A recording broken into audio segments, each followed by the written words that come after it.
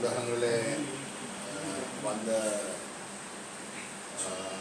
செய்திகளின் அடிப்படையிலே 3ஆம் தேதி தமிழரசு கட்சியுடைய தலைவர் திரு சி.வி.கே. சிவஞானம் அவர்கள் ஒரு ஊடக சந்திப்பொன்றை நடத்தி தெளிவாக சொல்லியிருக்கிற முக்கியமான கருத்து, தமிழ் தேசிய மக்கள் முன்னணி நல்ல பாணியில் சொல்கிறதா சைக்கிள் கட்சியை தவிர மற்ற அனைவரும் ஒற்றுமையாக இருக்கிறோம். என்ன விடயத்திலே என்றால் 13ஆம் திருத்தம் எங்களுக்கு வேணும், அதை அமுல்படுத்த வேணும் என்ற கருத்தில் நாங்கள் அனைவரும் ஒன்றாக இருக்கிறோம், சைக்கிள் கட்சிக்காரர்களை தவிர என்ற கருத்தை தெரிவித்திருக்கிறார். அந்த வகையிலே சி.வி.கே. சிவஞானம் அவர்களுக்கு முதல் கட்டமாக நன்றி சொல்கிறோம். ஏனென்றால் அவருடைய அறிவுக்கு ஏற்ப அவர்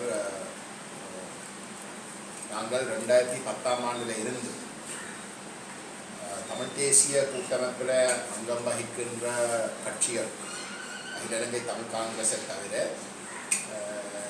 மாறி வந்த அனைத்து கட்சிகளும், அதுக்கு பிறகு பிளாக் அமைப்பும் சேர்ந்தது, ஆனந்த சங்கதியும் சேர்ந்தது, இந்த வெளியில் வந்து அப்படி போய் வெளியில் செயல்பட்ட அனைத்து தரப்புகளும் தமிழ் தேசிய மக்கள் முன்னணியை தவிர மற்ற அனைத்து தரப்புகளும் ஒற்றையாட்சிக்குள் இருக்கக்கூடிய 13ஆம் திருத்தத்தை தீர்வாக ஏற்றுக்கொள்வதற்கு போருக்கு பின்னைய காலப்பகுதியிலே முடிவெடுத்திருந்த விடயத்தை சுட்டிக்காட்டித்தான் நாங்கள் கூட்டமைப்பை விட்டு வெளியேற வேண்டிய தள்ளப்பட்டோம். போர் முடிஞ்சதுக்கு பிறகு மே மாதம் 2009 போர் முடிஞ்சது, பிப்ரவரி மாதம் 2010 நாங்கள் வெளியில் வரோம். கிட்டத்தட்ட 8 மாதங்கள் கூட்டமைப்புக்குள்ள நின்று நாங்கள் இந்த ஒற்றையாட்சிக்குள் முடக்கப்படக்கூடாது, 13ஆம் திருத்தத்தை வைத்துக்கொண்டு அது ஒரு ஆரம்ப புள்ளியாக வைத்துக்கொண்டு நாங்கள் நடத்த முடியாது. அதில் சட்ட ரீதியாக திரு சம்பந்தன் ஒரு சட்டத்தண்ணி அந்த வகையில் 1987ஆம் ஆண்டு 13ஆம் திருத்தம் ஒரு யோசனையாக பாராளுமன்றத்தில் தேர்வு பண்ணப்பட்ட பொழுது அது உச்ச நீதிமன்றத்துக்கு கொண்டு செல்லப்பட்டு 9 நீதிவான்கள் அது ஒற்றையாட்சியை தாண்டின ஒரு வடிவமா திருத்தமா அல்லது அது ஒற்றையாட்சிக்கு உட்பட்ட ஒரு விவகாரமா என்பதை ஆராய்ந்த இடத்திலே ஒற்றையாட்சி தொடர்பாக உச்ச நீதிமன்றம் குறிப்பிட்டிருக்கின்ற வியாக்கியானம் மிகவும் மோசமானது. அந்த ஒற்றையாட்சி முறைமை அவர்கள் கருதினார், அதாவது இந்த நாட்டினுடைய உச்ச நீதிமன்றம், அது அனைத்து நீதிவான்கள் கொண்ட நீதிமன்றம் கொடுத்த தீர்ப்பு, அதுக்கு கூட மேலே போகிறார். ஆகவே அந்த ஒற்றையாட்சி தொடர்பான வியாக்கியானம் 13ஆம் திருத்தத்துக்குள் தமிழ் மக்களுக்கு அதிகாரத்தை பகிர்ந்து கொள்வதற்கு ஒரு கொஞ்சம் கூட ஒரு இடைவெளி கொடுப்பது இல்லை என்ற விடயம் உறுதிப்படுத்தப்படும். ஆகவே அந்த விவகாரங்கள் எல்லாத்தையும் சுட்டிக்காட்டியும் திரு சம்பந்தன் அவர்களுடைய தலைமையிலே அங்கம் வகித்த தமிழ் காங்கிரஸை தவிர்ந்த ஏனைய கட்சித் தலைவர்கள் அதை எல்லாத்தையும் உதாசீனம் செய்து இல்லை 13ஆம் திருத்தத்தை தாங்கள் தீர்வாக ஏற்றுக்கொள்ள வேணும், ஒற்றையாட்சியை தாங்கள் நிராகரிக்கக்கூடாது என்ற கருத்தை அணித்தரமாக சொல்கிற இடத்துல தான் நாங்கள் வெளியில் வந்தோம். இதே நாங்கள் வெளியில் வந்த இடத்திலே மக்கள் மட்டத்தில் தெளிவாக எடுத்து கூற அந்த உண்மையை மூடி மறைப்பதற்காக தாங்கள் தான் சமஷ்டி கட்சி, தாங்கள் தான் சமஷ்டியை அறிமுகப்படுத்தின, தாங்களா ஒற்றையாட்சியை வலியுறுத்த போகிறோம், தாங்களா 13ஆம் திருத்தத்தை தீர்வாக ஏற்றுக்கொள்ள போகிறோம், காங்கிரஸ் தான் ஒற்றையாட்சியை ஏற்றுக்கொண்ட அந்த பொய்யை சொல்லி அவர்கள் கடந்த கிட்டத்தட்ட 16-17 வருஷம் இந்த பரப்புரையை மக்கள் மட்டத்தில் செய்து வந்தாங்க. அந்த பொய் பரப்புரை, அதாவது தாங்கள் ஒற்றையாட்சியை ஏற்கவில்லை, 13ஆம் திருத்தத்தை ஏற்கவில்லை என்று சொல்லுகின்ற பொய் அவர்கள் கடந்த 4ஆம் தேதி 3ஆம் தேதி நடத்தின பற்றிய மாநாடு, 4ஆம் தேதியிலே வெளிவந்திருக்கின்ற ஊடக செய்திகள் உறுதிப்படுத்தியிருக்கின்றன என்றால் தமிழரசு கட்சியுடைய இந்தியான் தலைவர் கண்ட அறிவுக்கு அவர் ஒரு குற்ற ஒப்புதல் வாக்குமூலத்தை வழங்கியிருக்கிறார். வழங்கின காலகட்டம் மிக முக்கியம். இந்த 13ஆம் திருத்தம் ஒற்றையாட்சி என்ற விவகாரத்தில் வந்து நாங்கள் ஒற்றையாட்சிக்குள்ள 13ஆம் திருத்தத்தை ஏற்க தயார் என்று சொல்லியிருக்கின்ற இந்த காலகட்டமும் வந்து மிக மிக முக்கியம். என்றால் 2 கிழமைக்கு முன்பதாகத்தான் சுவிட்சர்லாந்து அரசாங்கம் நல்லிணக்கத்தை முன்னெடுக்கிறதுக்கு தென்னாப்பிரிக்கா, ஜப்பான் போன்ற நாடுகளோடு இணைந்து கடந்த 2 வருடங்களுக்கு மேலாக செயல்பட்டு கொண்டிருக்கின்றது. அந்த அரசாங்கத்துடைய வேண்டுகோளுக்கு இணங்க, அழைப்புதலுக்கு இணங்க அனைத்து கட்சி குழு, பாராளுமன்றத்தில் அங்கம் வைக்கின்ற அனைத்து கட்சிகளுடைய குழு ஒன்று சுவிட்சர்லாந்து அரசாங்கத்தால் அழைக்கப்பட்டு அவர்களுடைய சமஷ்டி ஆட்சி முறையை அறிமுகம் செய்வதற்கு, அதுவும் அதை பற்றியும் சிந்திக்கிறது, நல்லிணக்கத்தை ஏற்படுத்துகிற ஒரு அரசியல் தீர்வு அவசியம் என்று சொல்லி இருக்கிற ஒரு சூழலில் தமிழ் மக்களுடைய ஆணை ஒவ்வொரு தேர்தலையும் வந்து சமஷ்டிக்காக வழங்கப்பட்டிருக்கின்ற சூழலில் அந்த சமஷ்டி சார்ந்த விடயங்கள் ஆராய்கின்ற பொழுது தங்களுடைய சமஷ்டி ஆட்சி முறையும் கருத்தில் எடுக்கலாம் ஒரு உதாரணத்துக்கு என்ற அடிப்படையிலே எங்கள் போன்ற தரப்புகளுடைய வேண்டுகோளுக்கு இணங்க அவர்கள் அந்த விஜயத்தை மேற்கொண்டு அங்கு தேசிய மக்கள் சக்தியுடைய செயலாளர் நாயகம் திரு நிஹால்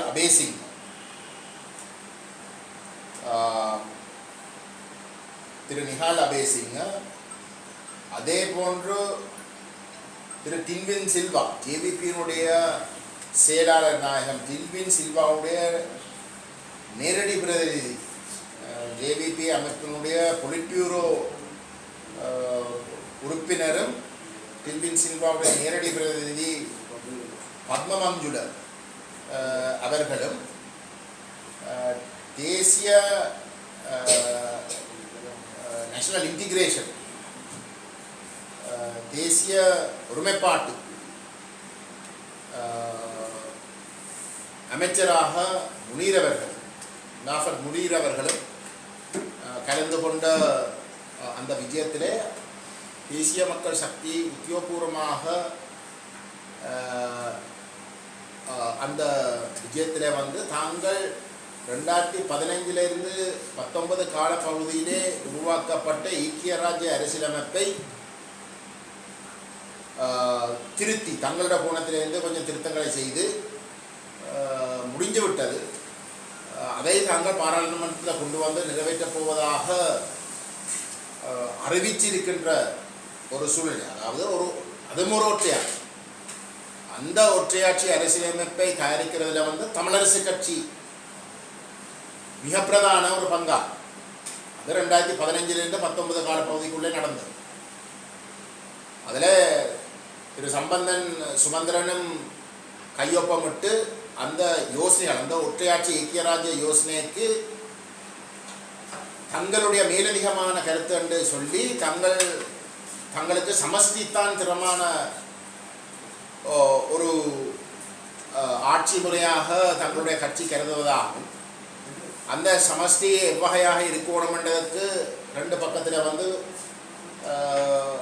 ஒரு சில வரிசைகளை வந்து அந்த கடிதத்தில் வந்து உள்ளடக்கி இறுதியில் வந்து, அதாவது இதை சமஷ்டியாக கொண்டு வரதுக்கு நாங்கள் என்னென்ன எப்படிப்பட்ட ஒரு சமஷ்டியாக விருப்பம் என்று காட்டுறதுக்கு வந்து ஒரு சில கருத்துக்களை வந்து அதில் பதிவு செய்து கடைசியில் வந்து சொல்லினோம்.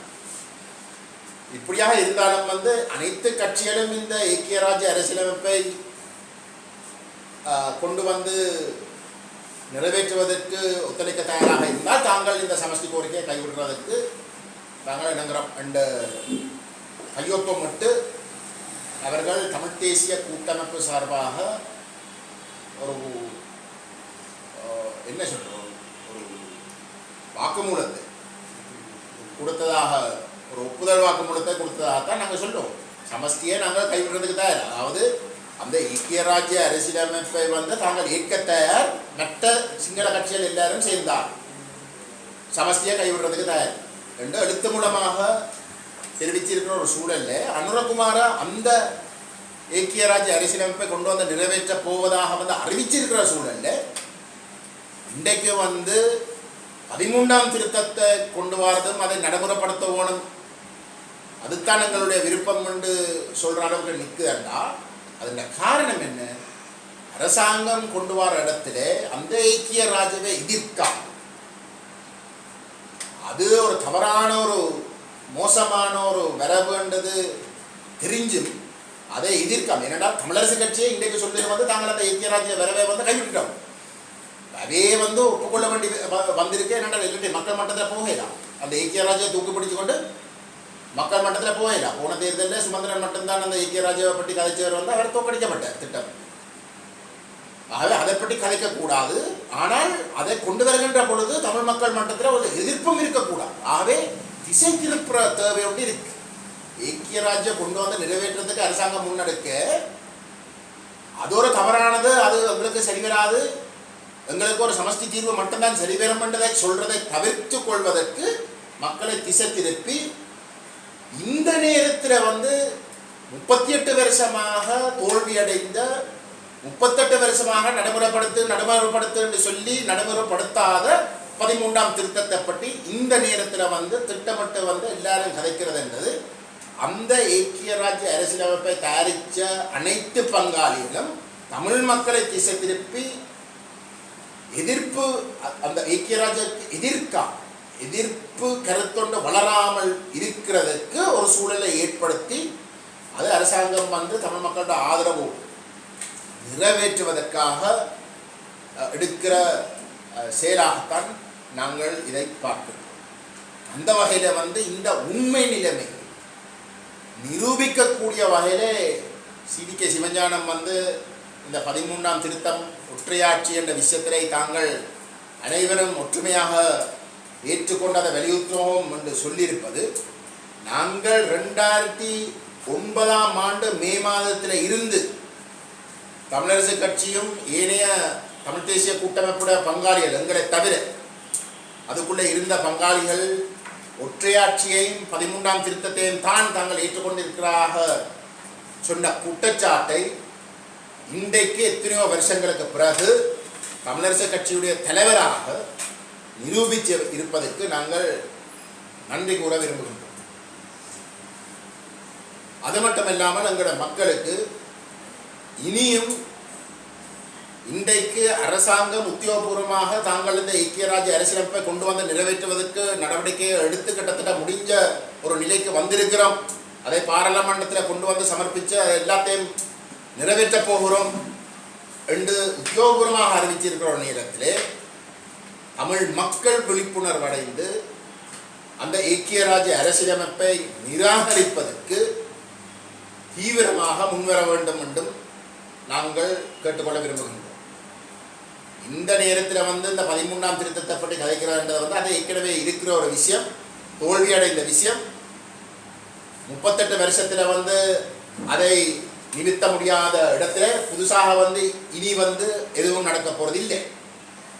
ஆகவே இவ்வகையான திசை திருப்புற விழா நாங்கள் செய்ய வேண்டிய இந்த ஐக்கிய ராஜ்ய ஒற்றையாட்சி அரசியலமைப்பை சேர்ந்த ஒரு இனமாக நிராகரிக்கிறதுக்குரிய தீவிரமான வேலை திட்டங்களை முன்னெடுப்பதற்கு தமிழ் சிவில் சமூக செயற்பாட்டாளர்களும் ஒரு தமிழ் மக்களுடைய தொடர்ச்சியாக வழங்கி வருகின்ற சமஷ்டிக்குரிய ஆணையை மதிக்க விரும்புகின்ற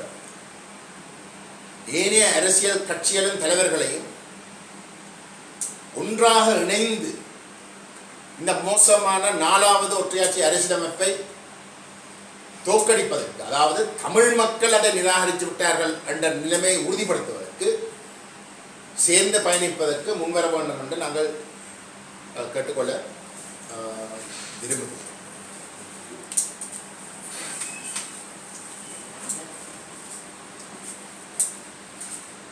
நீங்கள்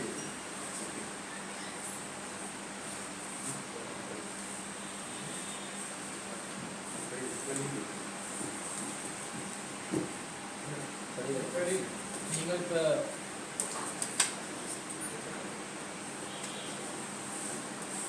அந்த அண்மையில் சிவிகே சிவஞானம் சொன்ன கருத்து வந்து தமிழ் தேசிய மக்கள் தவிர ஏனைய அனைத்து தமிழ் தேசிய கட்சிகளும் உடைய நிலைப்பாடு இருக்குது அந்த மக்கள் சொல்லியிருந்தார். அந்த வகையில் வந்து தற்போது பிரதானமான கூட்டணி அமைத்திருக்க பெரும்பாலான தரப்போர் உங்களோட தான் நிற்கணும். அந்த வகையில் வந்து அவர்கள் உங்களோட நிற்கிற பேர் தான் சொல்லிட்டார். உங்களோட கூட்டணி அமைத்து அதாவது வந்து கொள்கை கூட்டணி சொல்லி ஒப்பந்தம் அமைச்சிருக்கிற தரப்புடைய தான் நான் சொல்கிறார்.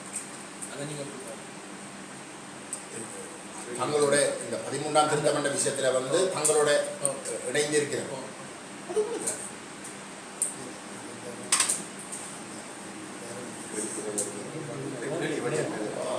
அதில் இப்போ நாங்கள் ஒப்பந்தம் செய்ததே கடந்த காலங்களில் வந்து நாங்கள் அந்த ஒப்பந்தத்தை